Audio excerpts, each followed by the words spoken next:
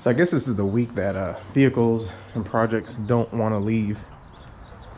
2011 Ford F150. Previous video did the valve covers because, well, the guy was told his valve covers were leaking and oil pan was leaking. Found out really quick that the valve covers weren't leaking, but he bought those really cool Ford performance valve covers. They're pretty nice. So we installed them, but his oil pan is still leaking. Bummer.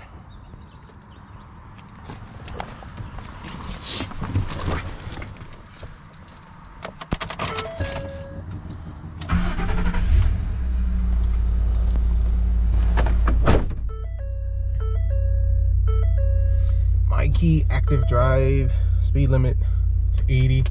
That totally stinks. This thing has like 194,000 miles. Oil pan's actually leaking pretty good. So he got a couple of quotes from shops, but the biggest issue is that the shops he's been to, you don't trust them. He had a shop that he used for years, and well, the guy retired. So I really didn't want to do this job, but I figure I'd help this guy out and make a couple of dollars along the way. Oh, let's get the chocks in just to make sure this thing doesn't roll when I jack it up. Safety third. And we'll do the other side.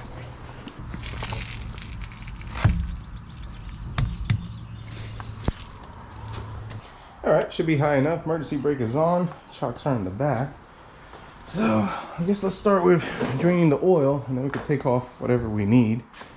So apparently reading on the forums is actually not a bad job, but there's two jobs I hate when it comes to automotives. Number one, oil pans, and number two, working on anything involving the door, like inside, like door handles, door locks, and windows.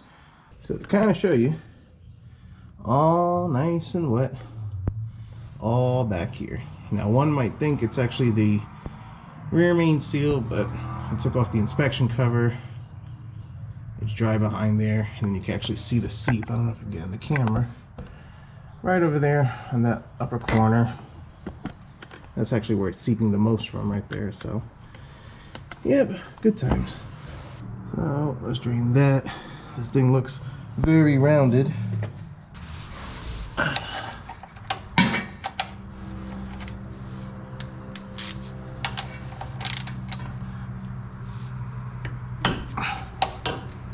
Alright, at least it's not overly tight, so that's a good sign.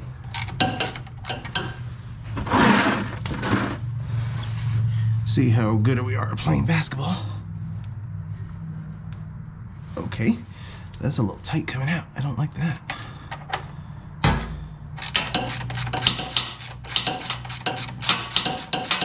Alright, get ready for the waterfall. In 3, 2, 1. Oh, that was anticlimactic. There we go. Holy moly, this oil is thick. It's not even that cold in here.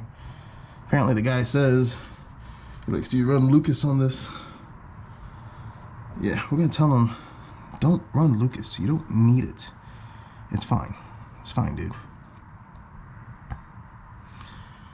Alright, so we're gonna start from the front, work our way back.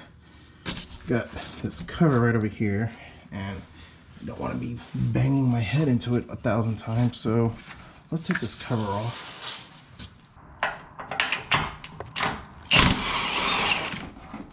It's the beauty of southern vehicles.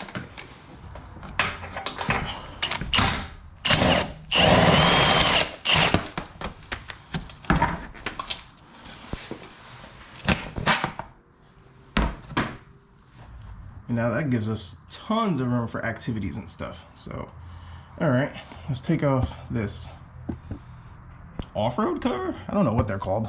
We got 13.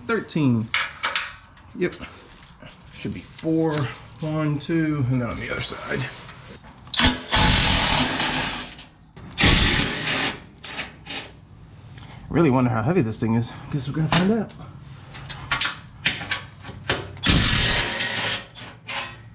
Shouldn't be too bad. So I actually could have left the bolts in there and that slides out, so it's good to know the next time. Hopefully there's not a next time that I have to do this.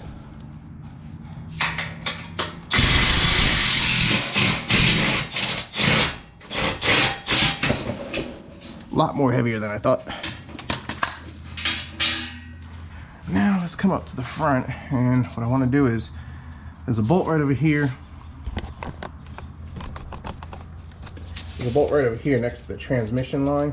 There's a bolt right here underneath the, I think it's the AC that holds the transmission line. So let's get that. Let's get these transmission lines loose.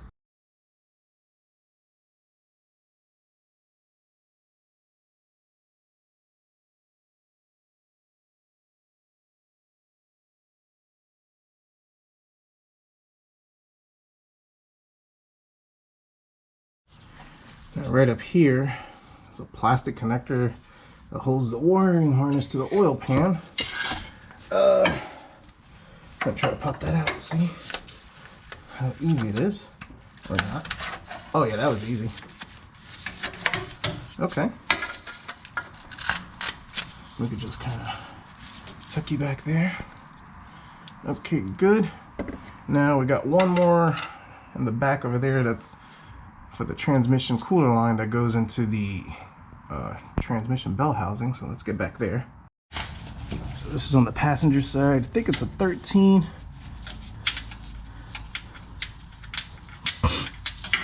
Yep, 13. I wonder if I could get in there with my ratchet.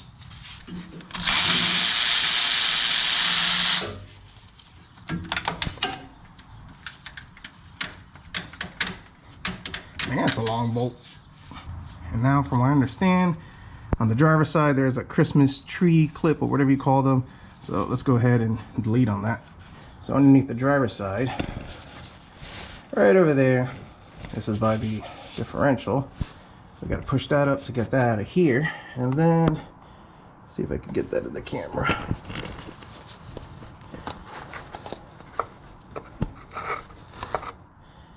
Right over there is a fastener that goes on a stud, so we also got to pull that out. And then everything that would keep this thing captured should be good. And we also got to unplug that. I think that's an oil level sensor. So let me do that off camera and then we'll come back. So one more thing I forgot is we have this, I guess it's a drip tray for the oil filter. So we have one over here that's an 8. I think there's another one right back here. This needs to come out because that's going to allow us to get to the front bolts that hold the oil pan. So let's try to squeeze that out real quick.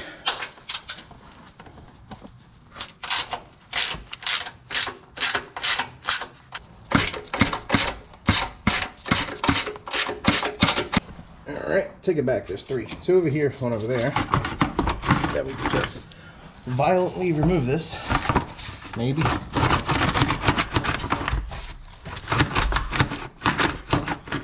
Let me take a look. My GoPro is going wonky on me, so just in case if I lost that other footage, just got to make sure that these things come out. 15, 18, it is a lot easier if you put the impact in the front and all that type of stuff, but trying to capture the shot, so making it a little harder than it needs to be, but that pops out, pry bar, good to go. So now I'm going to move on to the sway bar. We're going to take that off, let that dangle, probably completely take it out of the way if I'm being honest with you. But then again, I don't know how those bushings look. Do I want to open up those can of worms? These are 15.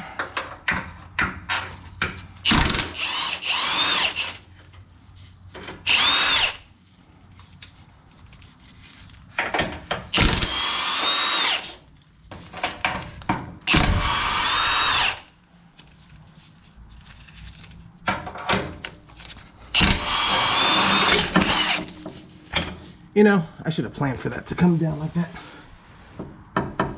Definitely should have. But honestly, got plenty of room to get everything out, so I'm good with that. I'll take that. But yeah, I should have held it. Now the inspection cover, you really don't have to take this out, but I really want to clean this thing really good. So these are 213s. Oh my gosh, they're tight.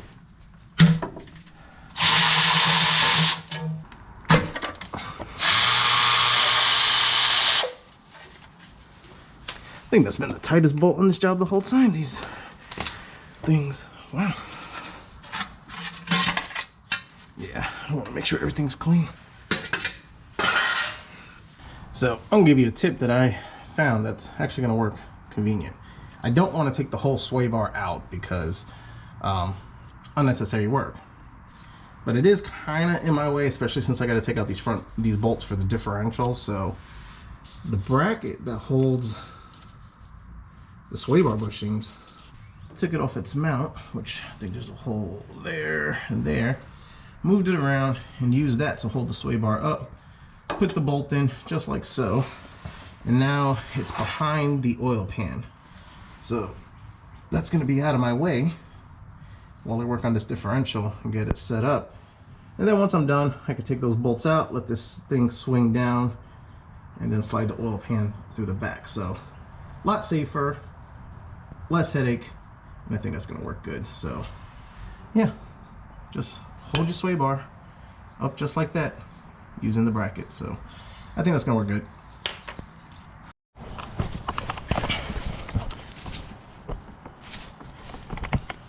All right, so nothing to it but to do it. So got the jack stand on the differential. All it is just, you know, holding the weight so it don't come crashing down. And right in there, beside the alternator on the driver's side, next to the steering shaft, is an 18mm bolt. So got a long extension, a little stubby. Let's see if the impact could just wring that out. That would be amazing.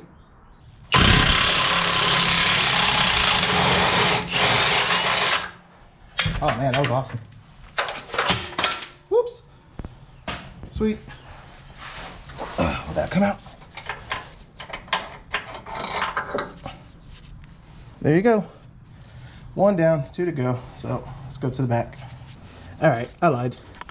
This one has to come to the front. So slid the extension. This one's also 18, comes to the front. But the cool thing is it has like that capture thing in the back. So should be able to get the impact gun and buzz that out. So let's give it a shot. And this is why it pays dividends to get rid of that lower spoiler, I think they're called. Nice. That's kind of funny. Thing went flying at me. Cool. So on the driver's side, it's this one. That's a 21, and I'm gonna have to use a bit of a swivel, an extension, and I should be able to buzz that out with the impact, hopefully.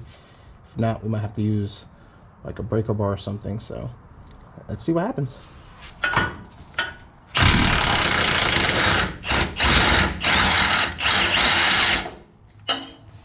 Oh yeah, that worked out like butter. Nice. And this is why you support the differential.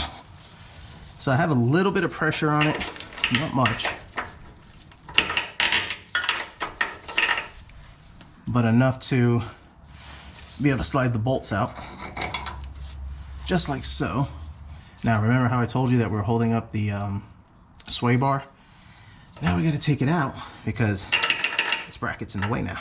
And then we can lower this thing down.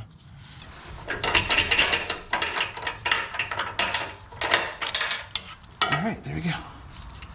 Now we're gonna come over there and bring this thing down, and we want this mostly to rest on this, but the jack will support it just to keep that extra tension, and that should give us the clearance that we need to remove this oil pan. So far, job's not going too bad. Famous last words.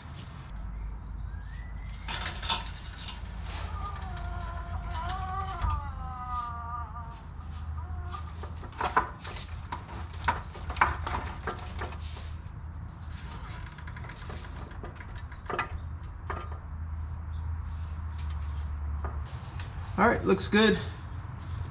The jack is just holding it lightly. It's mostly resting on this, but just there as a precaution. There's not weight on the jack, so I'm good with that. Could put jack stands, but we should be good. Like I said before, nothing to it but to do it. So we got like 1,462 bolts that we gotta loosen. Some up here, some back there. So a combination of swivels, small ratchets, and everything. We should be able to get this out. So I'm not gonna bore with the details on that.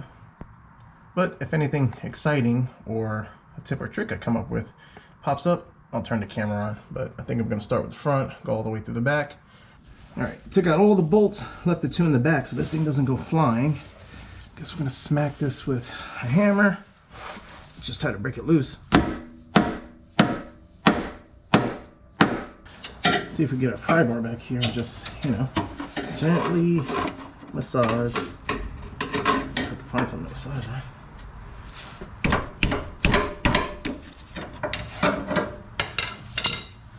Yeah, we got some bondage in the front. Great. Okay. Just pry through the front. Now let's make sure I didn't miss any bolts.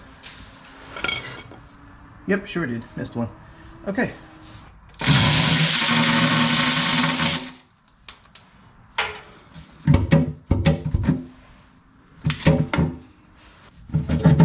All right, had one that was holding it up. So we deleted on that one. Now I got the two in the back. And in the front, I just took a thin screwdriver and was able to just pry it. Kind of get stuck with the RTV on the four corners, which we'll see later. But now, should be able to take this out.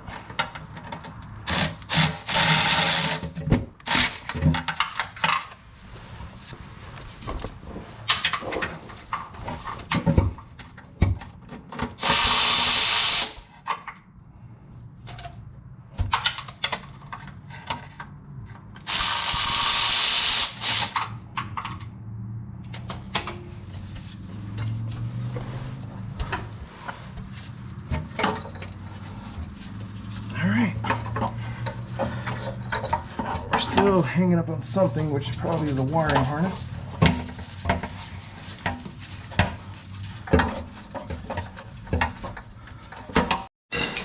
All right, we got it. Let me show you exactly what's going on.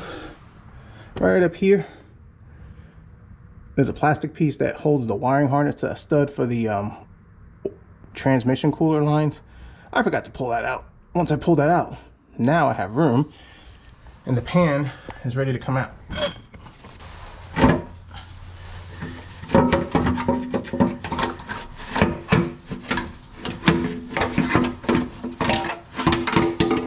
Bingo. That wasn't as bad as I thought. It was just a stinking harness. But it's all right. That is done. We got a bunch of cleaning to do. So let me get all this cleaned up and prepped, and we'll put it back together.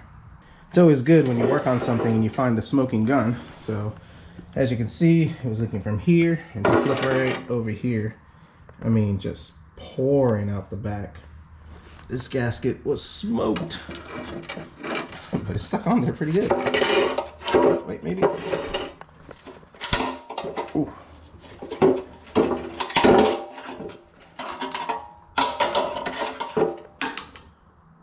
Yeah, just pouring out. But I'm glad that's done. Off camera, did a bunch of cleaning, just brake part cleaner, actually hosed it down a little bit, got it nice and clean. Preparation is key. So as I was going through it, I found that it had some, I guess some of the gasket just kind of fused to the metal over here. So don't use a scraper or anything crazy, honestly. Scotch pad.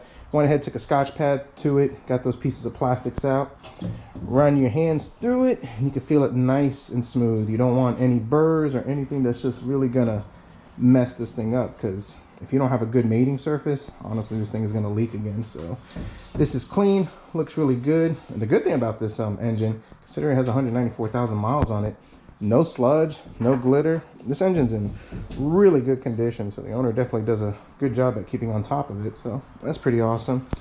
So the pan is done. Now I'm gonna go underneath.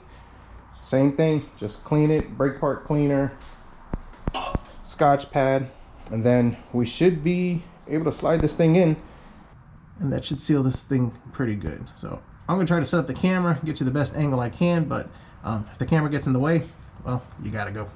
All right, so did a bunch of work off camera, cleaned the mating surface on the engine block. The biggest thing is right over here. There's a little line. I guess that's where it meets with this. I'm gonna assume it's like a cover for the rear main seal. Not familiar with this engine too much, but there's one on this side, there's one on that side, and we want to make sure that's nice and clean and the remnants of the old RTV and the gasket is gone. Take a Scotch pad, clean it up, some brake part cleaner, wipe it down, you'll be good to go. Also, don't rush to do this. If this thing is still dripping a lot, let it drip. The cleaner you keep the surface, the better chances you have of this thing not leaking. As you can see, we still got a slight drip, but it's not leaking right over here on this seam. Now the front, where the timing cover meets the engine block, same thing. It's gonna have that same little, I guess it's a line gap, I forget what you call it, but clean that surface out. We're gonna put a dab of RTV and you'll be good to go. So I'm gonna post on the screen the tightening sequence. It's a 3-stage one. I think it's like 9 inch-pounds and 89 inch-pounds. Like I said, it'll be on the screen. I don't know off the top of my head. I'll have to take a look at it. But when you get to the 45-degree mark, just kind of think of a circle in your head. I mean, you could get a a degree wheel, degree torque, whatever you call those things. But I just kind of just picture it more like an 1/8 of a turn. 45 degrees is about an 1/8 of a turn, because if you think of a circle, that's the best way to break it up. She's in. Everything is torqued. But other than that, this thing is just about ready to go. And this job actually is not that bad. Not that I'd be willing to volunteer to do it again, but if I had to, I would. But putting it back in was a lot easier than taking it out. The only thing that I will suggest is this wiring harness that you see where my finger is right over here. Make sure this thing is not in the way. So the front plastic piece that holds it to the engine, on the front of the engine, that got in the way, which didn't allow me to get the front of the pan in. And then when I finally saw that it was blocking me, I pushed it back and I was able to get that in. Same thing over here. So this wiring harness is a headache, and that has been the hold up, taking it out and putting it in. But now that I know the trick, it should be a lot easier. So let's put this thing back together. I mean, reassembly is the same as disassembly, pretty much, just in reverse. Just get all these brackets mounted in, cooler lines, sway bar, pop in the front differential, pour oil in it, and we should be good to go. So everything's buttoned back together. Not too bad. Poured in about 6.5 quarts. I think it takes 7.5, but we'll be fine with 6.5. At this point, we just want to fire it up and make sure it doesn't leak. Very confident it's not. I'm not going to put in that cover just yet. That way I can inspect and make sure we're good to go. So here goes nothing.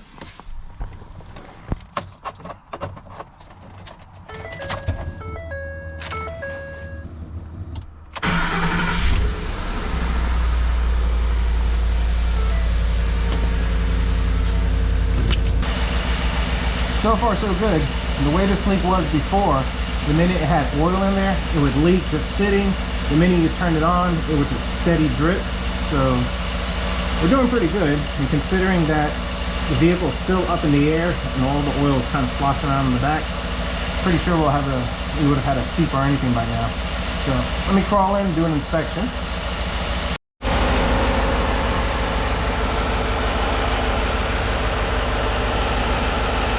This is right over here where we just pee out oil and folks.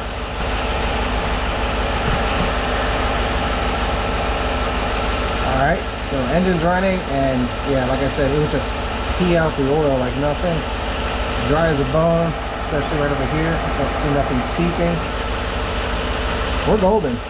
Leak fixed, definitely not the rear main, and this job was not bad. So let me wrap this up and give you my final thoughts. All right, she's done. No leaks. And let's just double triple check. Yeah, it's been sitting on the driveway for about 20 minutes and would have leaked by now. So that's awesome.